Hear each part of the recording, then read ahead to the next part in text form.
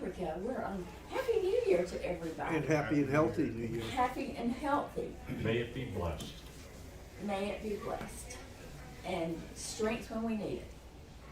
Just I wanted to mention, Julie's at home. She has time off and gets sick. So pray for her. There's a lot of this stuff going around, and we all know that. I want us to especially remember Dennis. He has all that stuff that is broken out again. He's just, Dennis, if you're watching, bless his heart, he's just a mess with all this. Now, he does have an appointment with an allergist tomorrow that is the one I see up in Pikesville, and I've seen her for years, so I'm really praying that He likes her. that he likes her, and then she He can has corrected. Yeah. I've got this weird, it's not a regular allergy, but now it's every 6 weeks I have to go up there and get my injection for it. And it took 4 doctors. She was the 4th one that actually diagnosed what was wrong with me and the injections I should get. And she knows her stuff. Hey, come on in. So let's really remember Dennis. It's just, he's in a lot of pain with it. And how frustrating it is. Somebody tell me what's wrong with me, and then we can work on it. But nobody's been able to tell him exactly what's wrong. And He doesn't know what to do. doesn't know what to do, and it doesn't seem like, there you go, I see you. It doesn't seem like anybody else knows what to do. So pray for him. Pray for my friend who started radiation, and then she'll start chemo on the 22nd, and she'll be doing both of them simultaneously, which is That's tough. Yeah. that is tough. Cheryl, Yes. Hi. How are Hi. you this morning? How We're is good to everybody? see you Hi, again. everybody. and Cheryl is a nurse. She is a surgical nurse, I Yes. guess. Is that your official? My Hi. official title? Yeah. It's the master. Or what is it? What's this old saying? Jack of all trades. No, she's a surgical nurse at Surgery an nurse. I am. outpatient surgery center. So Yeah. she has lots of good information up there, if we ever need it. So There's but referrals, doctors, and stuff. Yes. yeah, she's got the scoop on all of them. So any other, dear Wendy, Pardon? you're back. Your pain level. As usual. All the time. What's new? My back never stops hurting. I know. And my thigh lately has Has been. been hurting. We, That's never gonna be completely fixed. Nope. we talked when we were out New Year's about that Russian thing that was developed in the 60s, whole body vibration Uh-huh. for brain, for bones and stuff like that. So I bought one of those, got delivered yesterday, hadn't plugged it in yet. You have to let me Vibrating know. thing that goes. You stand on it. you stand on it and it helps your bones heal and things. They use it for horses and for astronauts and Yeah. stuff like that. So I thought I'd try one out. So I have one. If anybody wants to try one out, then maybe you want one. Maybe I'll send you one for your birthday. Keep your foot for his foot. Yeah. Praying for Greg with his foot, although he's now having, it seems to be more trouble with his knee and his hip On the opposite side. than with his foot. So is it the strange gait he's walking with his feet causing an issue on the other side? But he sees his doctor he's actually switching to my doctor for a complete physical in the month. And so gets maybe some good guidance as to who should he go to for a specialist. So anyway, I'm doing good. I'm Good. feeling good. Great. Yeah. So, yeah, I just want to shrink PT down from 3 times a week to less than 3 times a week. But I can tell a big difference in how it feels and how I feel. So that's all good stuff. That's How great. about Kendall? Would you open us in prayer? Sure. Dear Father in heaven, thank you for your love. Thank you for your persistence. Thank you for your steadfast love that never ceases. Thank you for your mercies that never end. You're a joy to us, Father. Please be with us in this new year and help us include you in all of the things we do. Please be with us today as we try to learn about your word and absorb some of the insights that Tracy has come up with, and help us to apply it to our lives. In Christ's name, amen.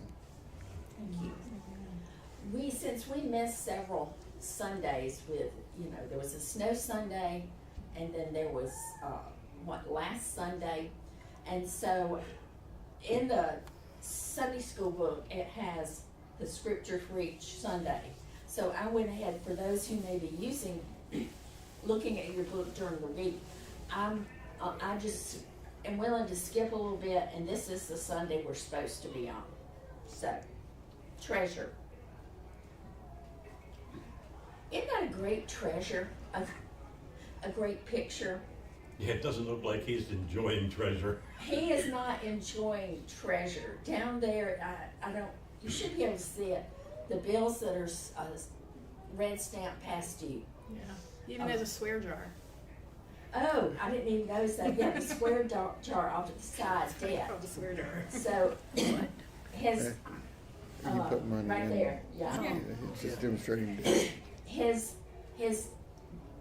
The money for debt evidently is not enough to cover his bills. And you'll see kind of where we're going with what Jesus says about putting up treasure. So that's where we're going to get to. Let me read you this, okay? Says the average credit card debt for Americans in September 2025 was $6,523. Now that's average.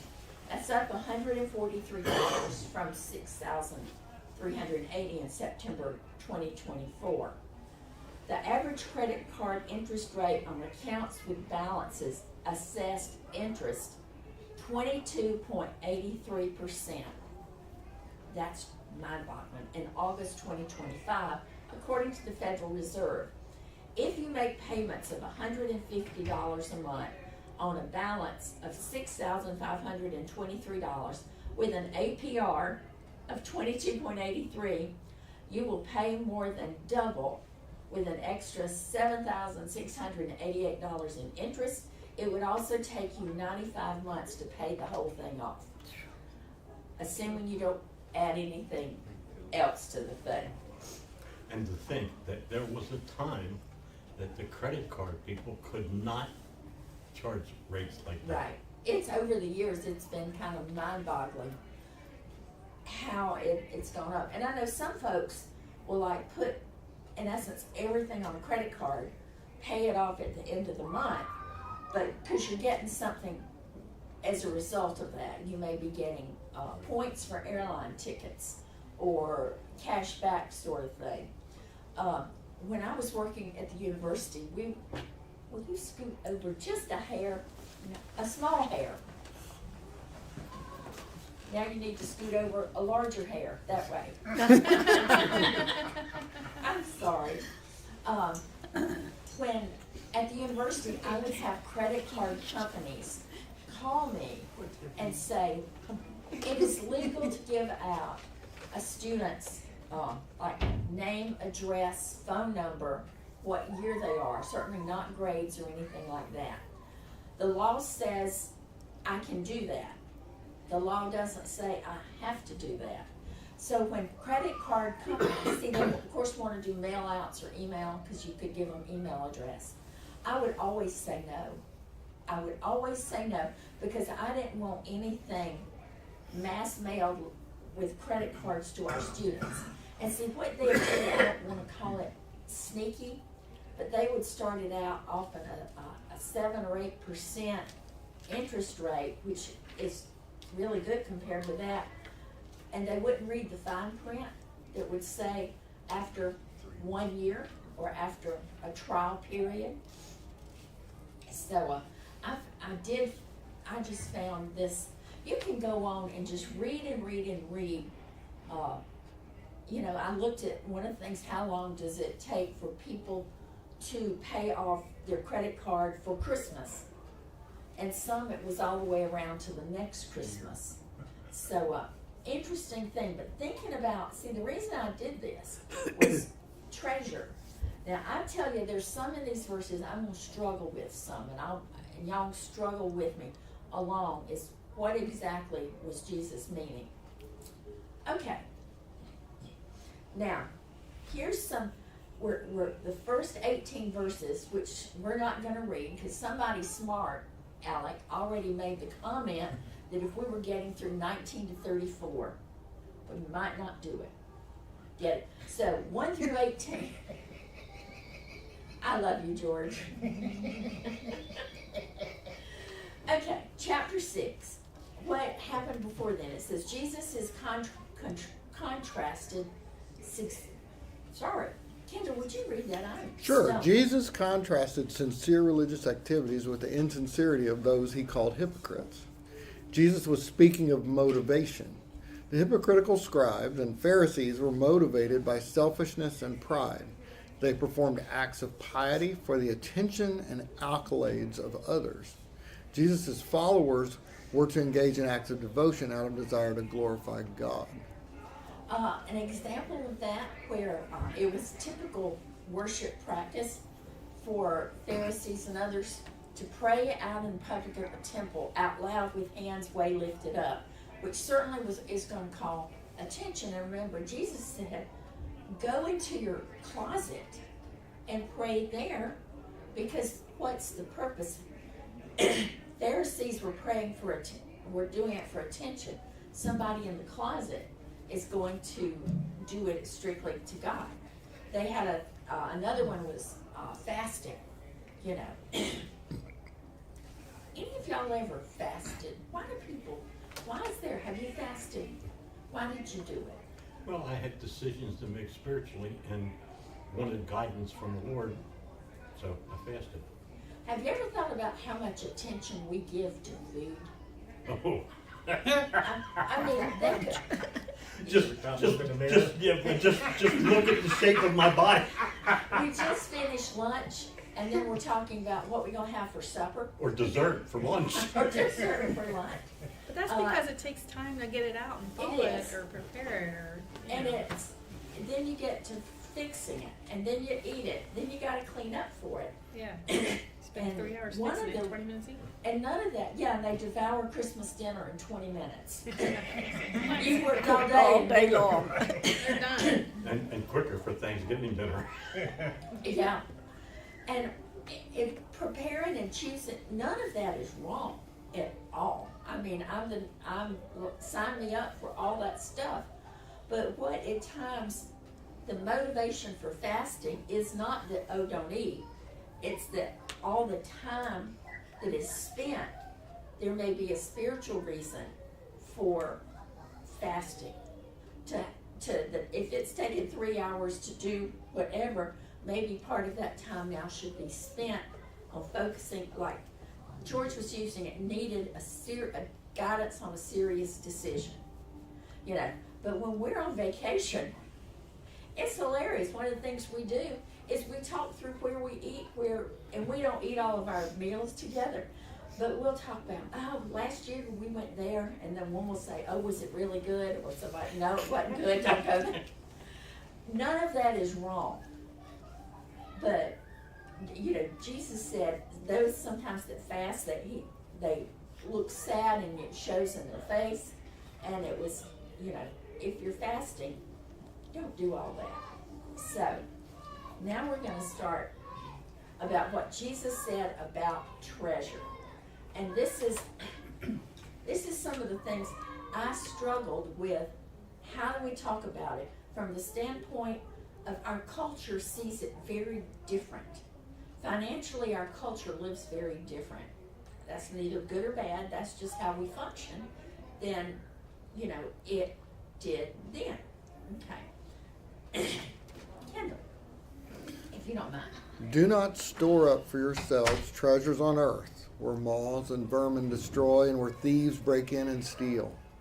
But store up for yourselves treasures in heaven, where moths and vermin do not destroy, and where thieves do not break in and steal. For where your treasure is, there your heart will be also. Okay, so it says, don't lay up treasures for yourself, okay? Now, he says moth and vermin. What would have been, at that time, what would have been some of the treasures? Literal treasures. Grain. Pardon? Crops, Crops would have been could have been a treasure. So we get vermin in there so we can see. What else could have been a treasure? Clothing or adornment. Yep. Kind of stuff. What you live in. You know, the guy who built the foundation on the sand instead of on the rock. Now, how do we balance up for that today with saving or investing? Are we laying up treasures for ourselves if we're putting money into a 401k? Sure. are you laying up treasures so. for yourself Sure. or to help with the family? So we are laying up treasures for ourselves when we put money into a 401k or Yeah. something like that. But what is the Purpose. purpose of doing why?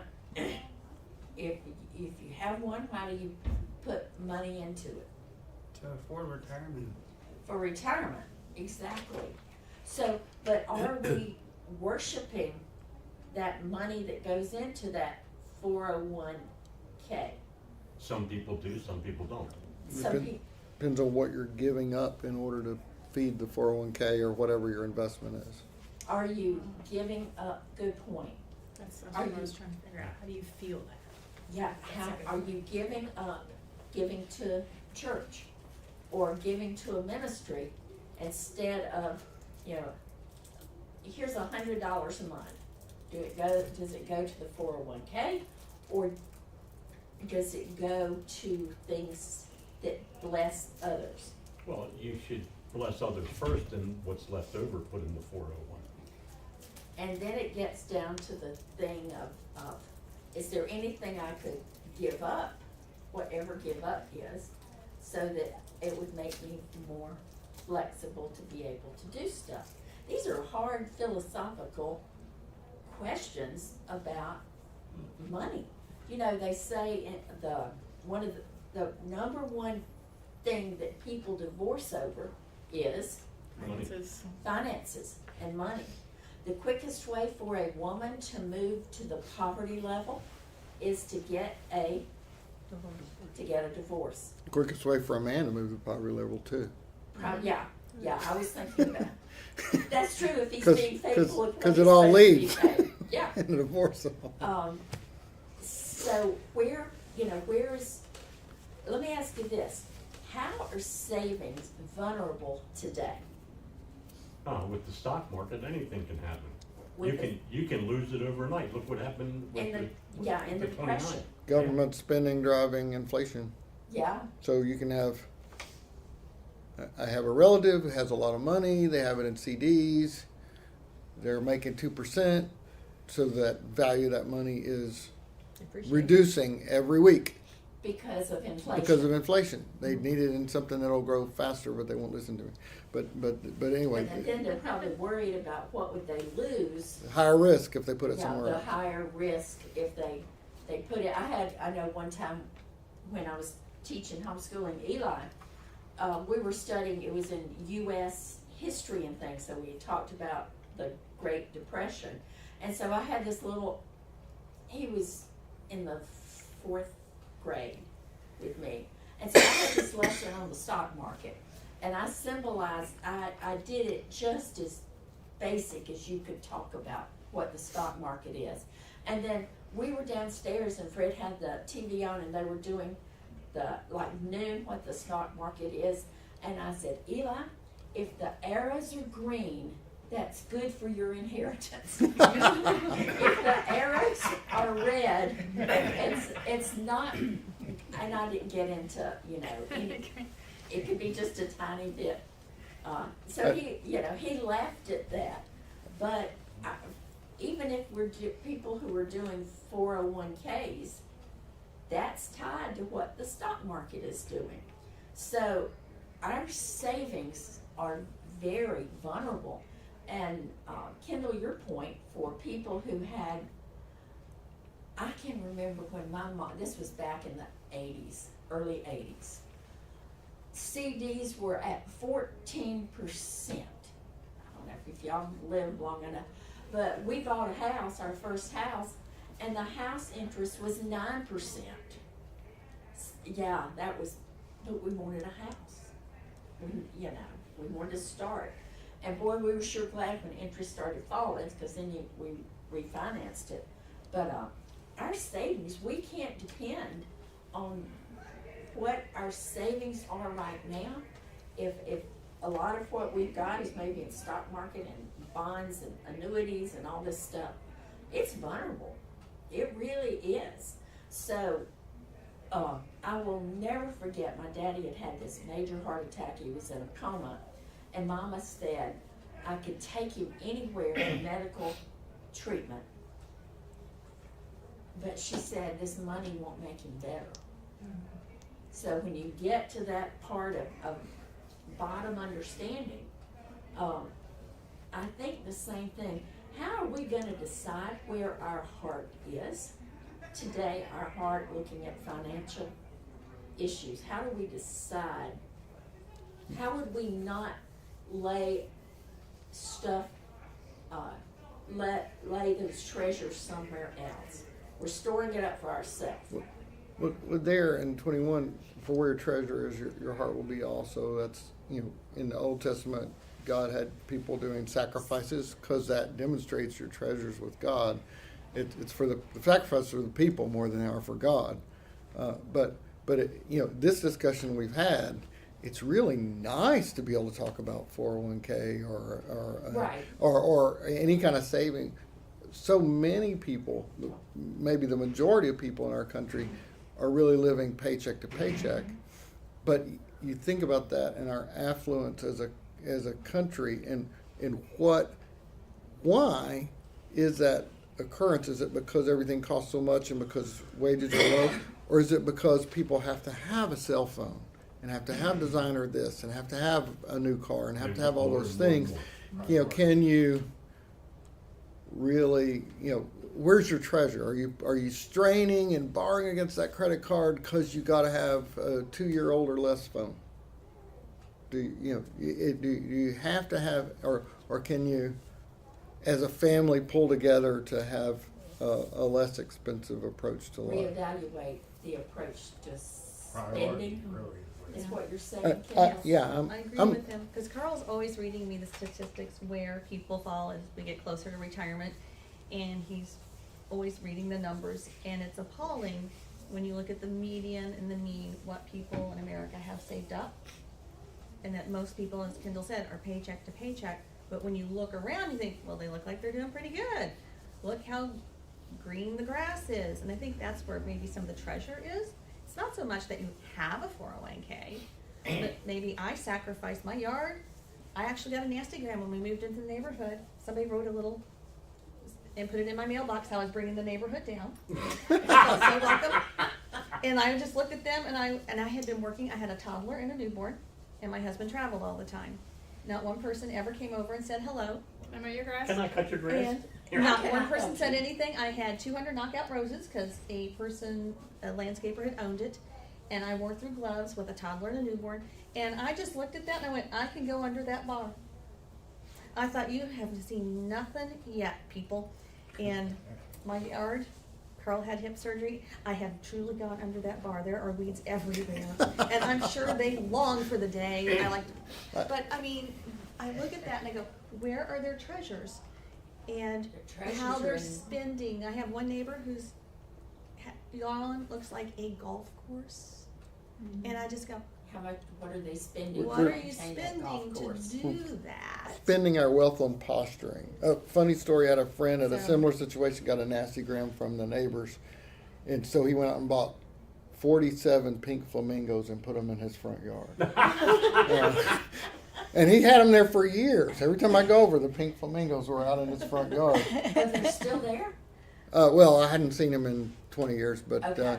but for over 10 years, every time I went to his house, he had pink flamingos because they had rules. You had to cut your grass, and his grass was a little bit too long, and so he bought pink flamingos. They didn't have rules against pink flamingos, and they couldn't make him take those out. But we posture for each other instead of focusing what's real. What's really important, and, you know, I think that's more the treasure, what people want to showcase, where do they want, and why do they do that, And I'm a Dave Ramsey financial planning graduate. Yeah. Did Uh, you like 'cause what he had to say? I liked what he had to say, and we've been running under his precepts for 16 years, and it's been very beneficial. But before that, finances was the biggest problem in our marriage. It was a big problem in our life, you know, that kind of stuff, because we're selling our future by borrowing money that we'd have to pay later. That's you're enslaving your future self to debt service when you borrow money. Kendall, the man he is talking about is called Dave Ramsey. And he's been out there as a financial advisor. He's not a financial advisor with stocks and all that. He is a teacher of how do you get to the point where you are making sense of how you're managing your money so you're not drowning in debt. Debt-free living. Debt-free living. That's not a concept that is very popular in our society. That's because it's not experienced to the children, so they don't grow up with that concept. Right. And it's also not a concept for today's society, the world. How many of y'all you're at Kohl's or wherever, and they'll say, Would you like to open a Kohl's card? if you want to open a Kohl's card, we'll give you 20% off. No. And you know, so you say no unless you choose to get one, and it's like you're not going to take the 20%. Yeah, they look at you like you're crazy. This was years ago, as far as how much people would spend. You're willing to spend the most if you're using credit cards. You spend a further less if you write a check, and you spend the very least Cash. if you pay cash, because then you literally see the cash going. But how many now you're in line at the grocery store and you see somebody and they're counting out cash, and do you have to use cash? And what a difference in a mindset that really is. So if you're interested in, he has some solid stuff. We've gone through that. Dave Ramsey, highly recommended. You know, there is something new and it's becoming more and more prevalent. But That makes a me lot of nervous. businesses are now charging you more if you Okay. use a credit card. Yeah. They tack on 3%. 3%. Yeah, they sure do.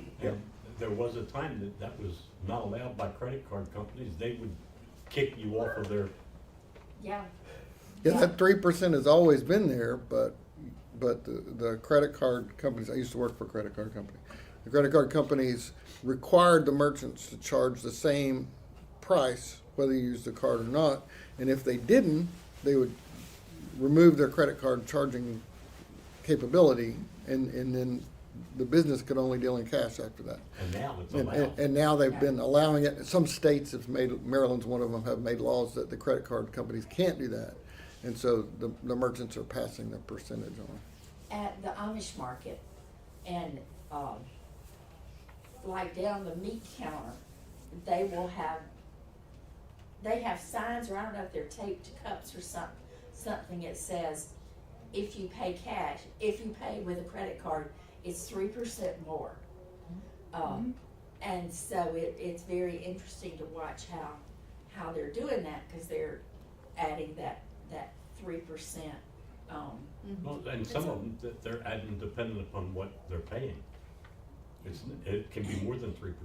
And some vendors, you know, if they're not big vendors, vendors are charged to use credit cards, Transaction fees. transaction fees.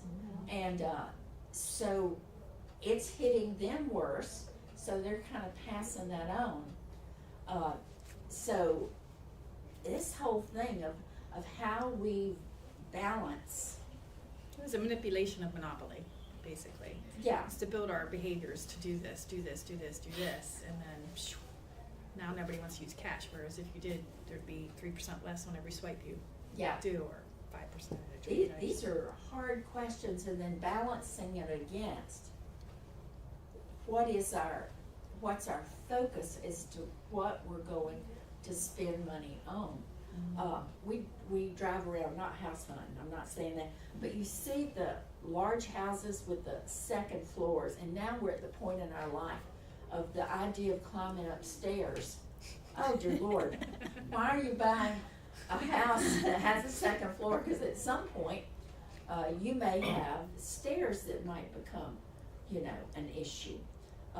So it's kind of funny how we will, and a lot of times they're huge houses, and then we'd said, well, you know, I'm sure they will figure out stairs and that sort of thing, but it's just an interesting thing of how you know, during when the stock market crash of 1920, the number of people that committed suicide, and these were not the average person, these are the very wealthy and who own businesses, that suicide was one of the things that they did because, you know, they were so panicked with where was their treasure, and that sort of thing. We've seen a lot at the end of this year on TV ads for Danny Thomas. What was his St. St. Jude. St. Jude's. And then there's also Shriners Hospital. Both are, you know, for children, and just quite a few asking. And I'm not saying none of those are unworthy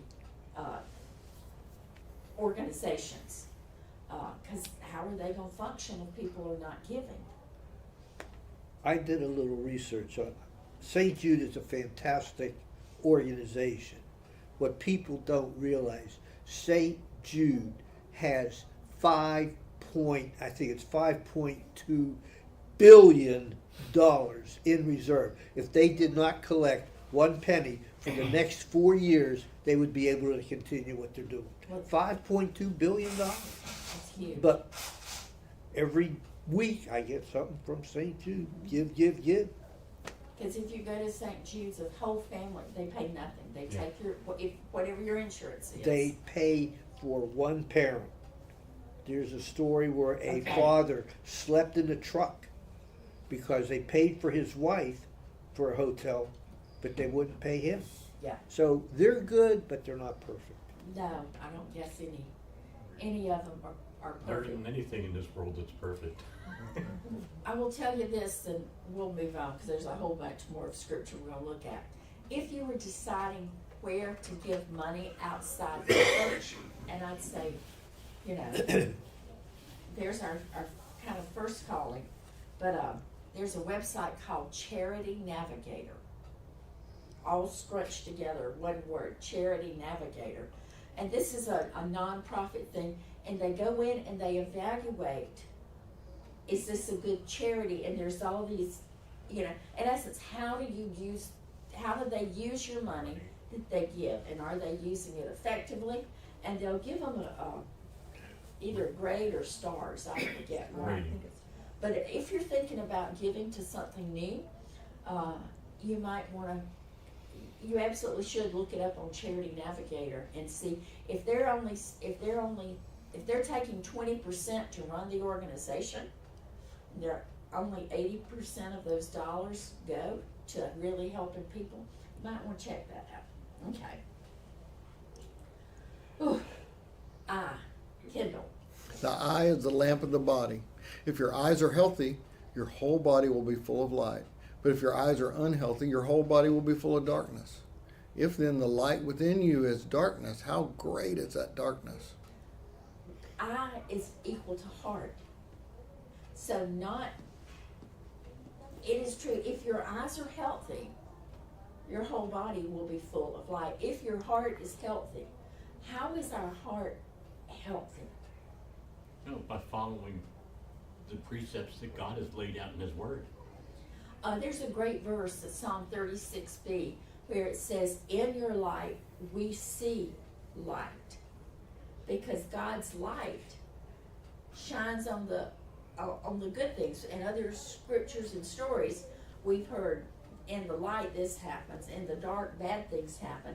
And we've talked about how in the dark then there were no street lights. They had no, quote, light pollution. They could easily see the comet that was going past that we often miss because we have so much light pollution.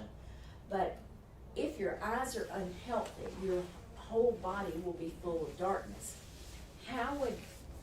What would be the effect of blindness living in that culture? You'd be destitute. You would most likely be destitute. Yeah. Because what did they see then as the reason for physical affliction? No, you did something that God doesn't like, you're being punished. And who else could have done something? Your Oh. parents. Your parents. Yeah. It was the idea of Generational. it might not be you doing anything bad. You could have been born with something wrong with you, a birth defect of some kind. Didn't matter. That meant that probably your parents did something wrong, because sin was passed from, the thought of sin was passed from one generation to another. So if you come into the world unhealthy, it's like you've already got negative resting over your head. But if your eyes see things in God's light, your whole body is going to be healthy. Now, what is the difference between a healthy body and an unhealthy body based on what it's capable of doing? Based on what the body's capable of doing. I'm sorry. Based on what the body's capable of doing? Yeah. For somebody who's really healthy compared to someone who's, for whatever reason, is not really healthy at all. Well, it's easier to get around if you're healthy than It- not. It is easier to get around You can make more rational decisions with a healthy body. with Can you be of service easier with a healthy body? Yes, depending upon the service. Depending on the service that you're getting. Or giving, the service that you're giving. My grandma certainly couldn't drive, and as her health got better, she had, what do they call Humpback. she was Kyphosis. Kyphosis. Yeah. Uh, but my girls called her humpback granny, and My aunt too, she looked like Yoda. and she had broken bones and all of this kind of thing. So her ability to do anything was so limited. But if you wanted somebody to pray in her community, you called Miss Annie Pearl, because she had a direct hotline to God. Well, wait a minute, we all do. I'm sorry. She She was faithful. recognized. That for was her- that was her physical strength. Her physical strength, But she she didn't was have the right recognized. You're absolutely correct, George. Thanks for correcting me. We all have a hotline to God, but she was so faithful in her praying because she couldn't go anywhere. She certainly couldn't drive. She couldn't read nor write. I've told you about her, but boy, could she pray. And so her service wasn't hindered by that literally unhealthy body. And if she was faithful in that, she got answers to her prayer, regardless of how the answers were. She got answers. She got answers. She was, and this would be, I'm just being honest on this, she was in intensive care, and she was really kind of drugged out of her mind. But she was awakened, she was conscious enough to be able to speak things, not carry on a conversation, but speak. And everything came out of her mouth was praise to God. I would hate to see what comes out of my mouth if I'm that out of it and I've been drugged, and there's no guarantee. I might be fussing about George. But her heart was such a heart for God that it permeated every part of her life. That's in a bad situation, that's a fond memory for me. Over 30 years ago, Julie was seriously injured, and she was going in and out of consciousness as the ambulances were rolling and we're trying to do stuff, and as she was trying to recover in the hospital afterwards and stuff. Every time she regained consciousness, she was praying. She was praying. Boy, that's a sweet memory. And it was a bad injury for her. Right. So that's a challenge for us. If we're out of our head and we're being drugged for something, for all the right reasons, okay? Not because we were taking drugs like that. What's gonna come out? I know, I'm stumbling off. The back row's laughing at me today. What's gonna come out of our mouth? What is in our heart that is going to come out of our mouth when we have no control over what's coming out of our mouth?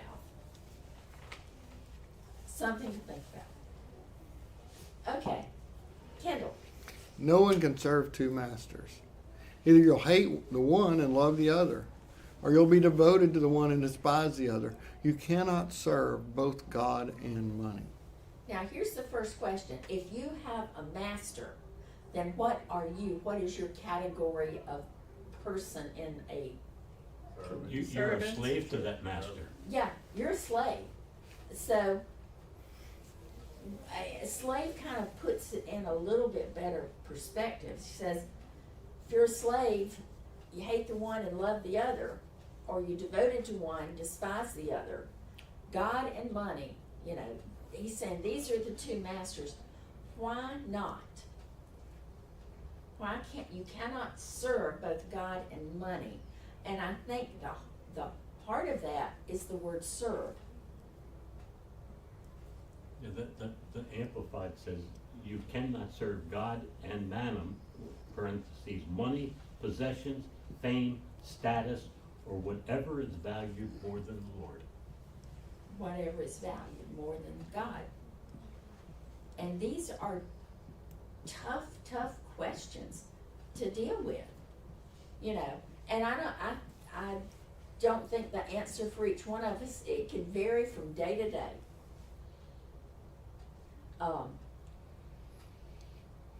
I'm talking about my granny again. I said she can't read or write, but she started saving up like in the summer and fall when apples would come in. And she would bake these. She had apple trees, a few apple trees in her yard. She would bake these apple fried pies. They were kind of crescent-shaped pies, and she'd bake her applesauce that would go in it, and then she would make her dough to turn it over, and she'd put the fork around it. I don't know what it's called. We just called them fried apple pies. Her son-in-law would take them to work, and they would, if Miss Annie Pearl's fried apple pies were coming to work, those things would be gone by 10 o'clock, because they had a reputation. Then she would take that money, and she had a jar, of course no bank or account or anything like that, and she would start putting money in it, and then that money would go for her missions offering for Christmas. And that's how she didn't take out of it, let me pay for the apples or the Crisco, or they'd use lard, that's why it make it so good. But her heart was, how can I find a way to serve? And that's how she found a way to serve. But what does our culture want us to serve? Us, self. Yeah, serve us, serve the thing. You gotta have you seen the commercial? It's this little girl, and she's selling hot cocoa. She put up a little cocoa stand. It's snowing, and it's lovely. And then there's a guy over to the side in the red, it doesn't say Salvation Army on it, but you know, the red thing and the kettle. and he's ringing the bell. And so she has the decision on her face, does she take it over and give it? And she takes her money jar and gives it to the, the kettle guy. And then Daddy comes up and picks her up in like a Lincoln Navigator. And I think at least that little girl has got her heart right that she's willing to do whatever. Now, the man could have enough money that his Lincoln Navigator's not taking anything away from God. I don't know, but the commercials this time of the year, step back when you watch them and analyze what they're trying to say to us about money. I've gotten to the point now that when commercials come on, I mute them. I don't even listen to them. You know, They're all piece of junk.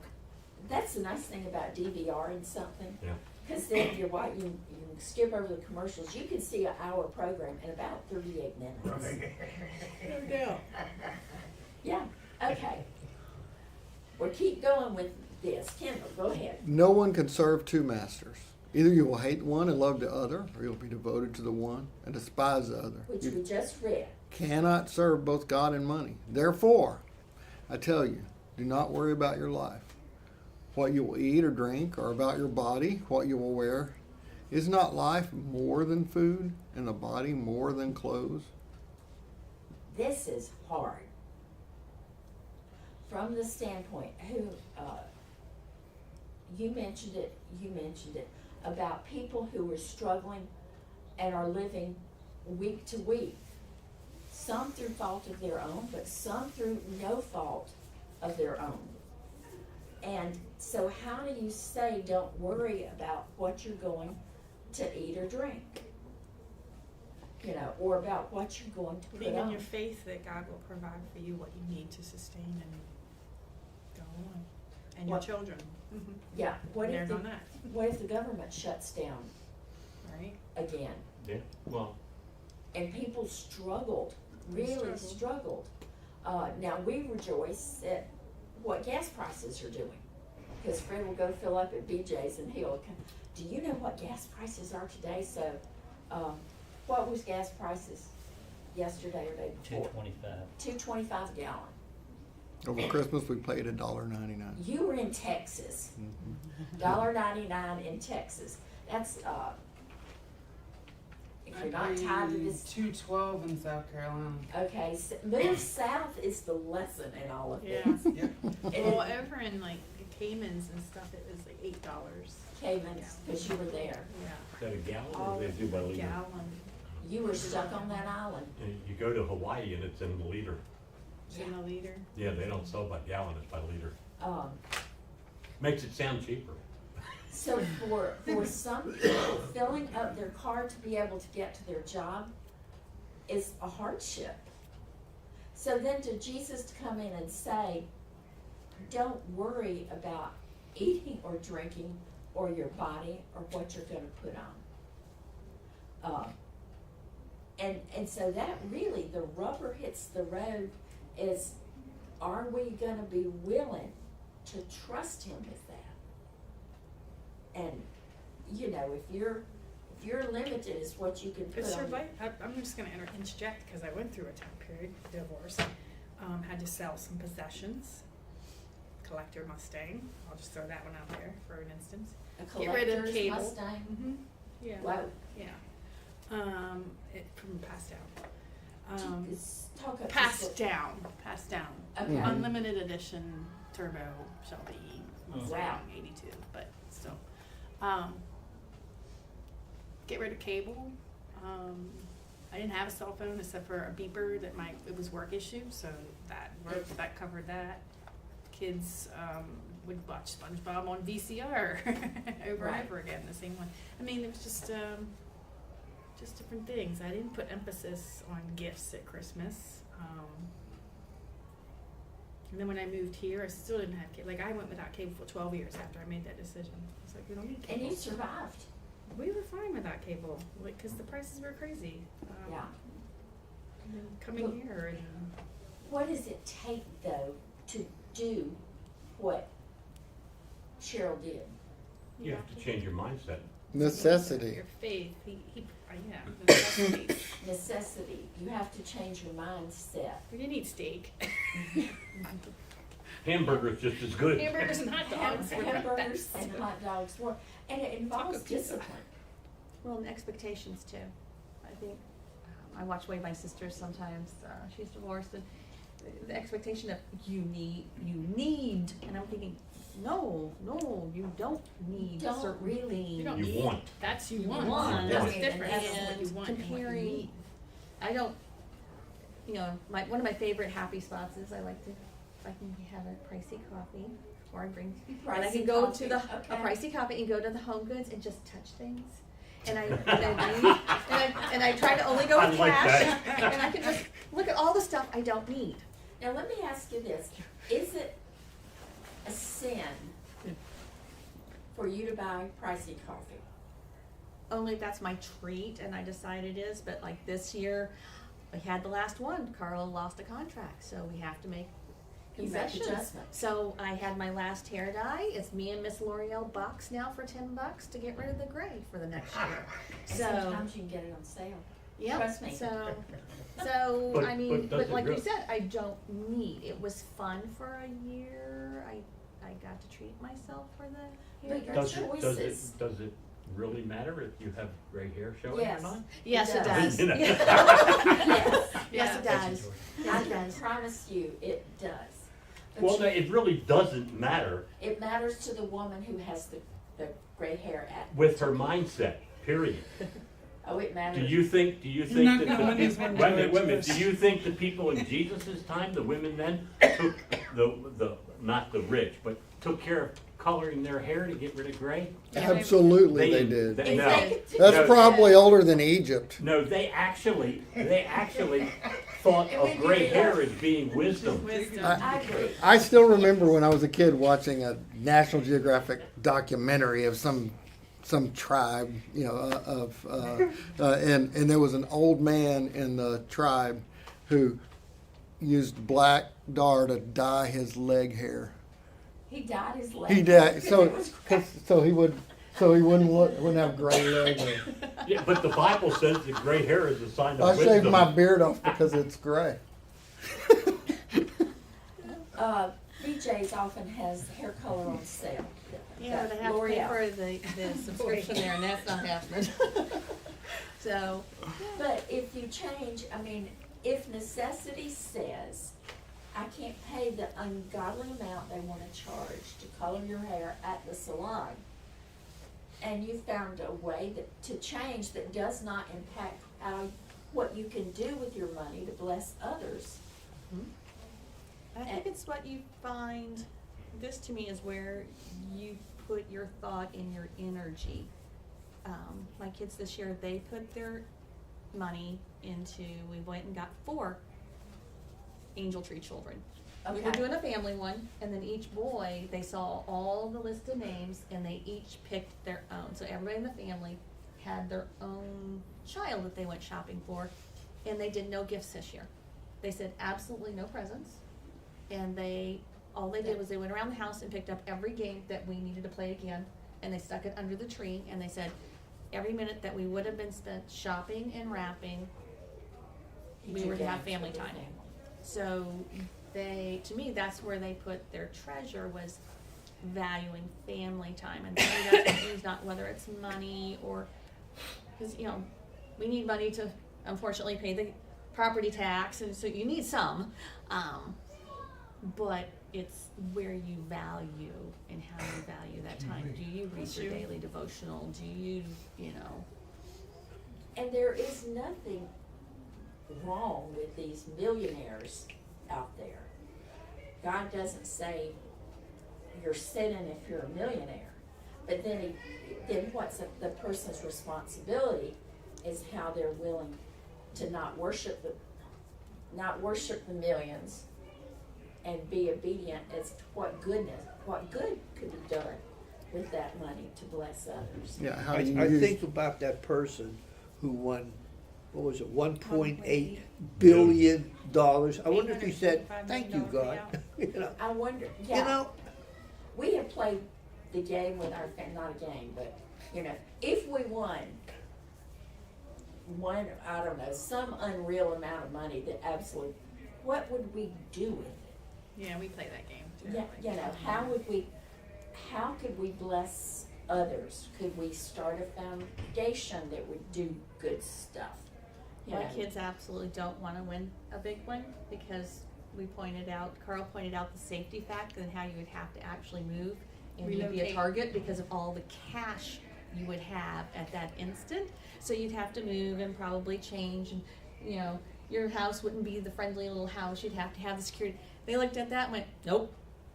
Oh, I don't remember the name of the book, this was written years ago, but this author did a study of people who had won unreal, not the person who wins, I would say not the person who wins 25,000. 25,000 is a lot of money. Yes. But what happened to these people and their Yeah. money? And a huge amount of people had just blown through it.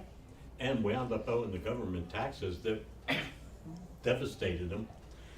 My wife's idea for that, you know, what will we do for it, I thought was brilliant. She said that she would take 20 people that she knows that can use it and have all 20 of them go with her to collect it, so that each person would actually have a lower amount of taxes, but it would be able to help them.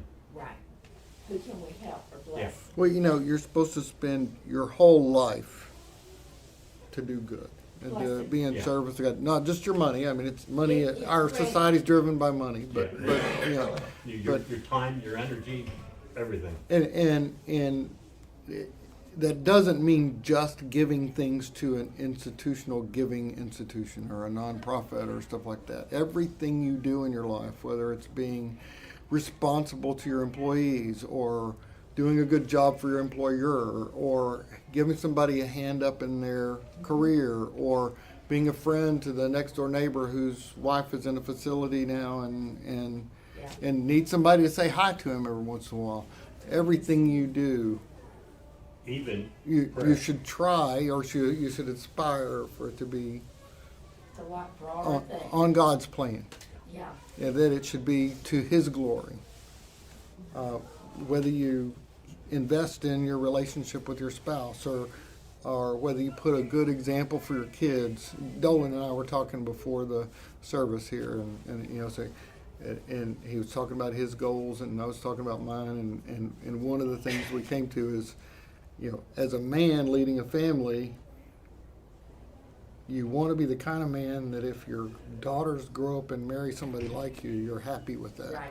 That's a good And thing. if your sons grow up and marry a wife like your wife, you want to be happy with that and delighted with that. That's what you want to aspire to, is to be somebody that shows a good way for your family. And that really does And enlarge the idea of money or treasure to something that wraps all the way around us. I will never be rich. That's a known That's a fact. fact. That's a fact, because before I came to the Lord, my God was money. And I don't think He's ever gonna let me get rich to give me that temptation of going back to Right. having money as my God. Yeah. And I'm happy with that. Yeah. Told you this was hard stuff. Okay, Kim. look at the birds of the air. Do they not sow or reap or store away in barns, and yet your heavenly Father feeds them? Are you not much more valuable than they? Can any one of you, by worrying, add a single hour to your life? Do birds work? Yeah. Yeah. All day long. Absolutely. Yeah, a lot harder than some of us. We added a bird feeder for our cats to watch outside one of the windows. I know, that was their Christmas present. I have gotten more fun out of watching birds. I love to watch them. But the birds don't sow, reap, and store away, but they do want the bowls to fill up that bird feeder. Yeah. So that, but what is the value of if God values birds, what does He say about us? are we more valuable than the birds? Yeah. Yeah, Yeah. absolutely. We're made in his image, the bird wasn't. No. He's feeding the birds so we can eat them. Yeah, we're feeding the birds so we can. And the final thing, That's good. who worries? Who worries in here? Everybody. Oh, yeah. We all worry. Yeah, we all worry. Does it help? No. No, No. no. It distracts and sends me places that I shouldn't be. And half the time I find out what I worry about doesn't turn out to be as bad as I thought Right. it was gonna be. Right. Never does. And we, you know, I sometimes I have issues, I have sleep issues, and when I'm lying there, you get this loop in your mind, and you keep thinking about the what if, well, what if this happens, and then what will I do? And Fred says, honey, just turn it off. And I can't turn it off.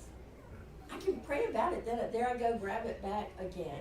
But it is very true, worrying is not gonna make us live 1 hour longer.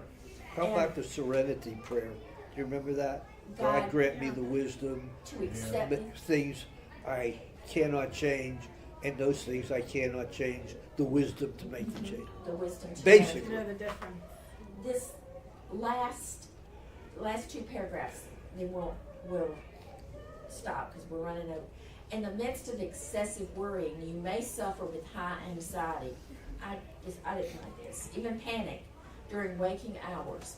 Many chronic worriers tell of feeling a sense of impending doom or unrealistic fears that only increase their worries. They are ultra-sensitive to their environment and to the criticism of others. Excessive worriers may see anything and anyone as a threat. Now, this last one. Chronic worrying can affect your daily life so much that it interferes with your appetite. Some eat a lot more, some eat a lot less. Lifestyle, habits, relationships, sleep, and job performance. Many people who worry excessively are so anxiety-ridden that they seek relief in harmful lifestyle habits, such as overeating, cigarette smoking, using alcohol or drugs. So when Jesus said it then, can any one of you add another hour to your life by worry? No, it's very likely you could shorten Yeah. your life by worry.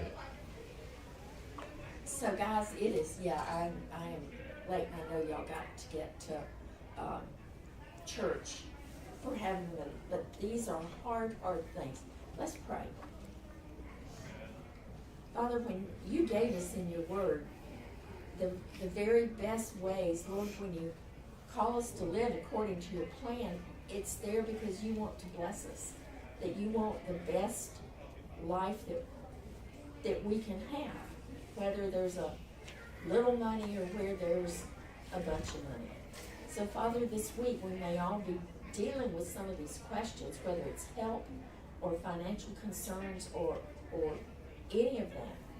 Lord, pull us to you so that we are asking these hard questions in light of what you want us to do. Father, remind us all week that worrying is not going to add one more hour to our life. In your name I pray. Amen. So I hope nothing comes before your life this week that's going to make it a harder week, that you can come to my house and